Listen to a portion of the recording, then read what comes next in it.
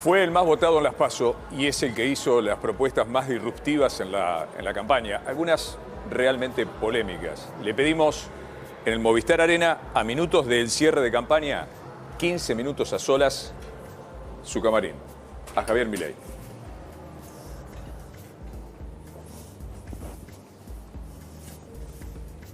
Javier.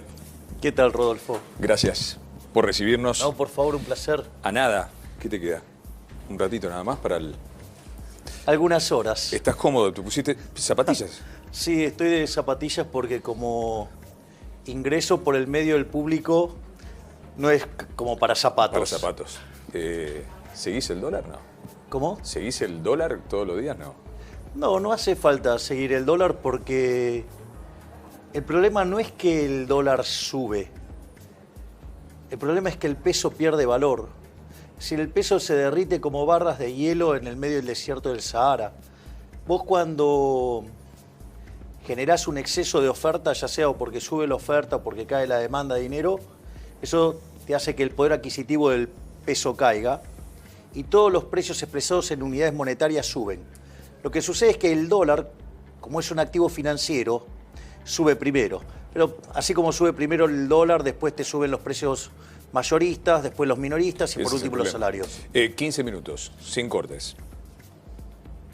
¿Por qué vos? ¿Por qué Javier Milei? ¿Por qué la gente debería votarte como su próximo presidente?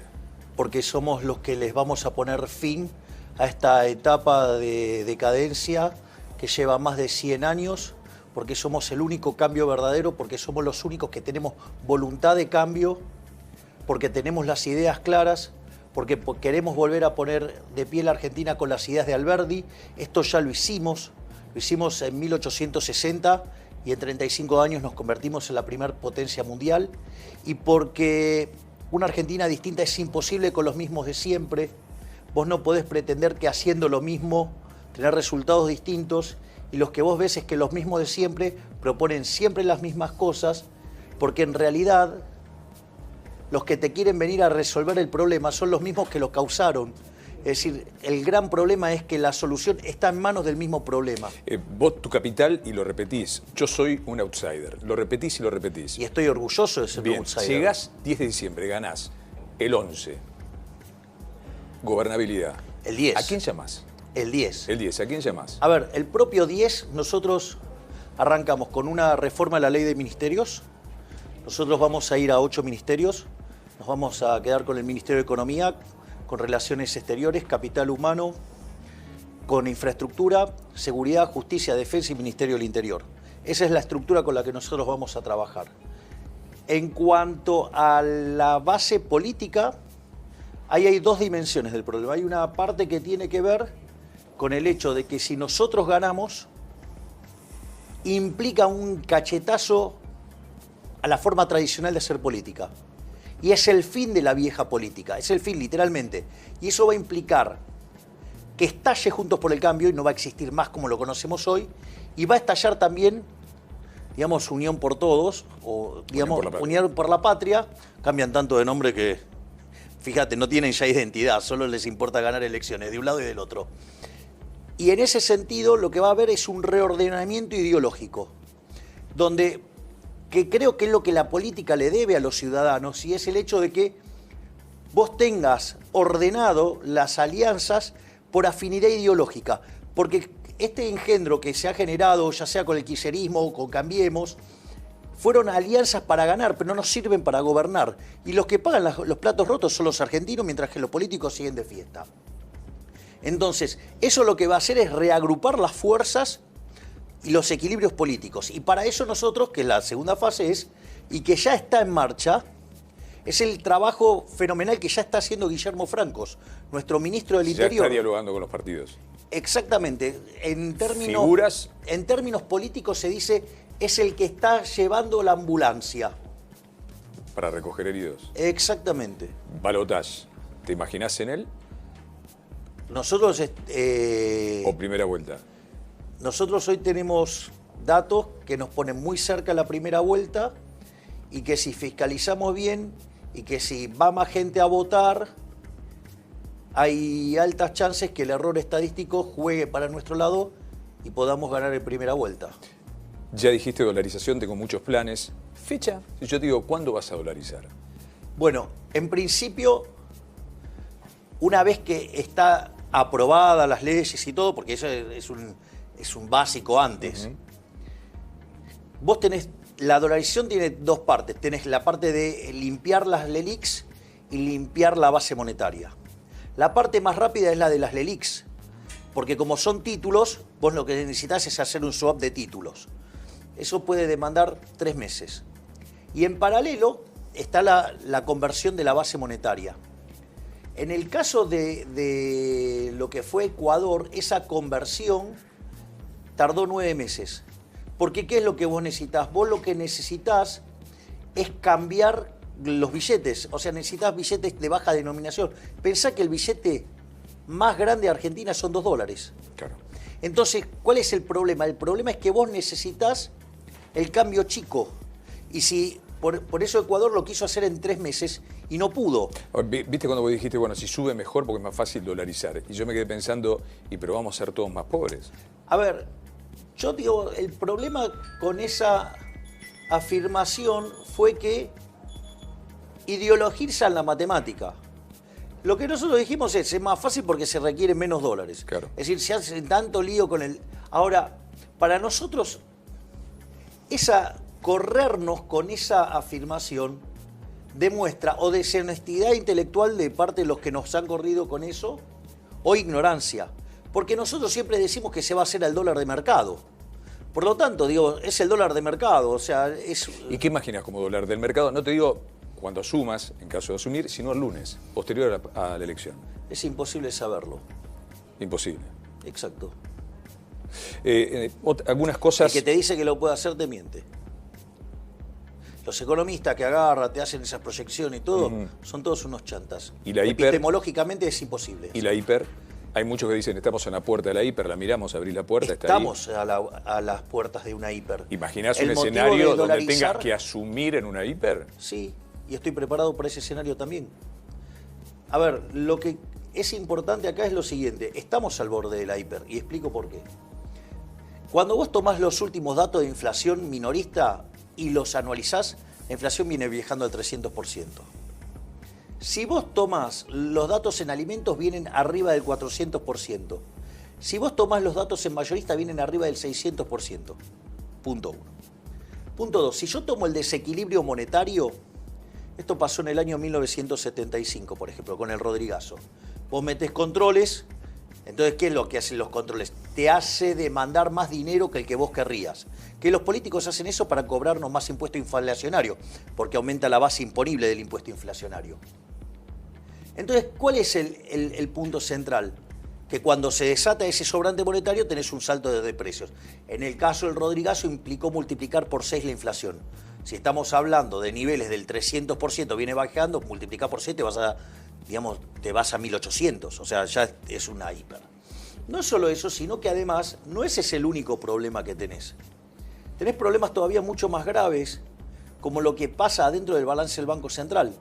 La relación pasivos remunerados, LELIQs, contra la base monetaria, hoy es más alto que lo que vos tenías en el primer trimestre del año 89, que fue la previa de la hiperinflación. Para que tengas una idea, vos en 3 meses podrías estar multiplicando la cantidad de dinero por 4. ¿Qué crees que pasa si, no sé, estamos mirando el mercado de naranjas y la cantidad de naranjas ofrecidas se multiplicó por 4? Y el precio se va a destruir. Bueno, la contracara monetaria a eso es que el nivel de precios vuela, es decir, que el dinero no vale nada.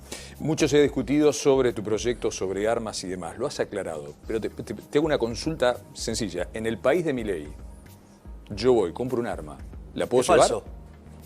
Te lo Es consulto. falso. Vos decís respetar la ley que... Es respetar la ley actual. Hay una ley de armas de la década del 90. Pero no te dan una aportación en broma.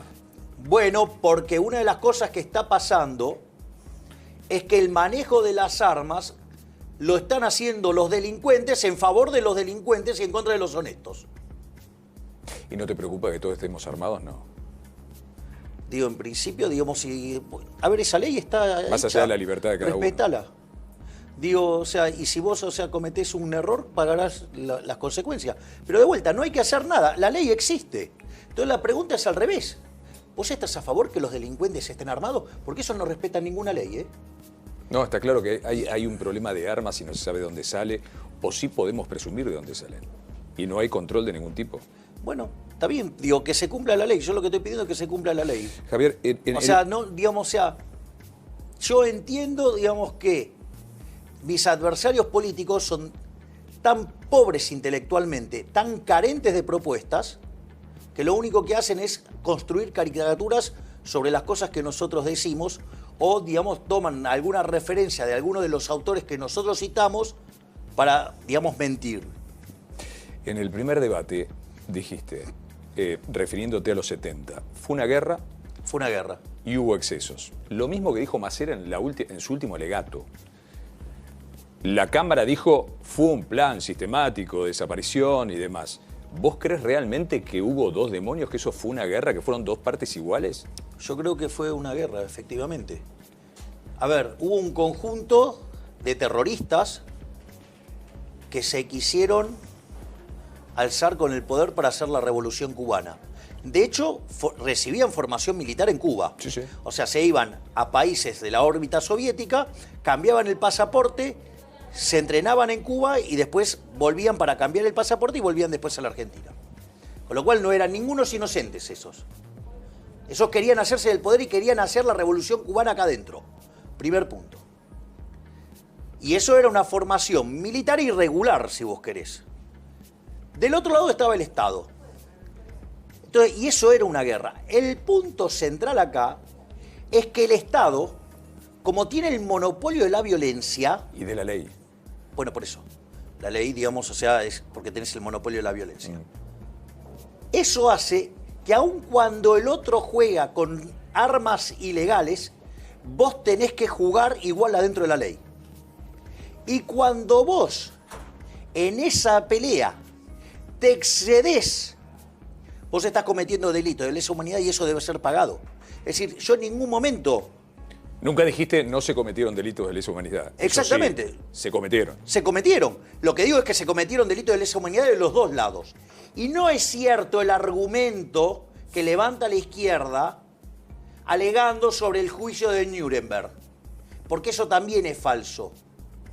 Porque en el caso del juicio de Nuremberg se juzgaron también a civiles. El caso más emblemático es el de Streichel. Entonces digo, bastas con estas mentiras de que los terroristas son buenos y del otro lado son malos. No. Son Uno malos tiene los dos. uno tiene que agarrar, el Estado lo detiene y lo manda a pudrir en la cárcel. Acá no se hizo eso. Exacto. Entonces, el problema es que la forma en la cual se trató el problema implicó excesos, y esos excesos se deben pagar. Pero eso no quiere decir que del otro lado no cometieron delito de lesa humanidad también. Hablaste del Incucay, segundo tema que me preocupó. ¿Crees que hay corrupción en Incucay? Debe ser una de las pocas instituciones que en Argentina hay como un consenso de que tengas la guita que tengas, tenés que ir a una lista. ¿Realmente crees que hay corrupción? Yo lo que digo es que si por ley hoy todos somos donantes, salvo que expresemos lo contrario. Exacto. Quiere decir que vos tenés que llegan 300.000 o 400.000 donantes potenciales por año. Posibles donantes. Exacto. La pregunta es ¿por qué hay 7.500 que están sufriendo, esperando? Es decir, hay un problema de coordinación, hay algo que ahí no funciona. Ahora, digo, el problema es, bueno, no funciona. Ahora, cuando yo digo esto, salen con el tema de la corrupción. Bueno, digamos, entonces quiere decir que están sucios ellos. Yo, básicamente, el planteo es, mirá, hay algo que no funciona, porque si te están aportando 400.000 potenciales donantes y tenés problemas con 7.500 personas, explícale a las 7.500 personas que están padeciendo esto por qué no fluye como debería fluir. ¿Escuchaste a Lila Lemoine en el último tiempo y su proyecto de renunciar a la paternidad? ¿Estás de acuerdo? Mira, los liberales no somos manadas. Con lo cual, digamos, ese proyecto ni siquiera está en carpeta. Nuestra propuesta hoy básicamente tiene que ver con reforma del Estado, con modernización de la legislación laboral. Es decir, eso es un proyecto, digamos que ella, digamos, o sea, le interesa, digamos, será cuestión de ella. De vuelta, los liberales no somos manada, pero no está en las carpetas ni en los proyectos que nosotros estamos impulsando hoy. ¿Los vouchers de educación son de primera generación? No, tenés que hacer toda una adaptación del sistema hasta que llegás a la... O sea, vos llegás y la educación va a seguir igual o algún cambio vas a hacer rápido. No, tenés que hacer mejoras para que sean más competitivas. Pero lo que hay que entender de los vouchers, que esto es lo importante, lo primero que hay que entender es que no existe nada, no existe tal cosa como un almuerzo gratis. No existe la educación gratuita. Eso es falso. No, todos pagamos con nuestros impuestos. Bien, bueno, ok, ese es el punto. Ahora, el punto entonces es, si la sociedad decide que quiere tener un seguro de educación, ¿cómo lo financiás? ¿Financiás la oferta o financiás la demanda? Hoy financiás la oferta. Argentina, digamos, hasta fue expulsada de las pruebas PISA. ¿No? La mitad de los chicos no terminan la secundaria. La mitad esa que termina, solo la mitad puede comprender un texto y entre el 70 y el 80% no puede resolver un problema matemático básico. Es dramático. Bueno, entonces la pregunta es, si el capital humano es tan importante, ¿cómo puede ser que estemos generando este problema? ¿Por qué? Porque cuando vos financiás a la oferta, ¿qué es lo que hacen las instituciones? Toman la plata, la utilizan para, el caso de las universidades es lo más escandaloso, toman la plata para hacer política y el residuo lo vuelcan a la universidad, a la educación, a los docentes. Entonces, ¿estamos de acuerdo con ese modelo? Porque es un espanto y genera resultados inmundos. Lo que nosotros decimos es que vos tenés que subsidiar la demanda y que las personas puedan elegir a dónde quieren estudiar. ¿Y eso qué es lo que va a generar? Genera competencia. Y cada vez que vos generás competencia, los resultados mejoran. ¿Dónde se aplica esto? ¿Sabes dónde se aplica? Por ejemplo, yo fui con el empresario que lo desarrolló en Suecia. En Suecia tienen 40 colegios, tienen 25.000 alumnos y son, dentro de Suecia, los que tienen los mejores números en ciencia, en matemática y en inglés. Y no están mal en las pruebas. Se nos fueron unos 15 minutos. No alcanza. A la producción le digo. Javier, si sos vos, que sea lo mejor para el país, de verdad. Quédate tranquilo que estamos trabajando para que eso fuera. Y si hay balotaje, 20 minutos nos volvemos a encontrar. Tenés cara de... Te vas a sorprender el domingo.